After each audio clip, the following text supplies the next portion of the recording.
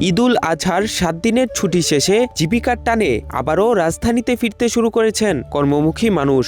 রোববার সকাল থেকেই বাস টার্মিনাল সহ রেল স্টেশন আর লঞ্চ টার্মিনালে ঢাকামুখী মানুষের আনাগোনা দেখা গেছে। তবে প্রতি বছরের মতো এবার রেল স্টেশন বা বাস টার্মিনালগুলোতে উপচে পড়া ভিড় কিংবা চেনা ভোগান্তির চিত্র চোখে পড়েনি। এবারের নদীপথের যাত্রাও ছিল বেশ আরামদায়ক ও নির্বিঘ্ন। লঞ্চে যাত্রী থাকলেও অতিরিক্ত ভিড় ছিল না এবং বেশিরভাগ নৌযান নির্ধারিত সময়েই ঘাটে এসে পৌঁছেছে। অন্যদিকে দেশের বিভিন্ন প্রান্ত থেকে আসা বাসগুলোতেও যাত্রীদের চাপ ছিল স্বাভাবিক। কাউন্টারগুলোতে কোনো দীর্ঘ লাইন ছিল না। যাত্রী চাপ কম থাকায় এবার অতিরিক্ত ভাড়া আদায়ের বাড়তি কোনো ভোগান্তিও পোহাতে হয়নি কাউকে।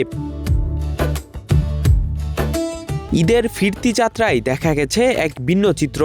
একদিকে যেমন মানুষ ঢাকায় ফিরছেন, অন্যদিকে ঈদের সময় যারা নানা কারণে বাড়ি যেতে পারেননি তারা এখন পরিবার পরিজন নিয়ে গ্রামের উদ্দেশ্যে রওনা দিচ্ছেন।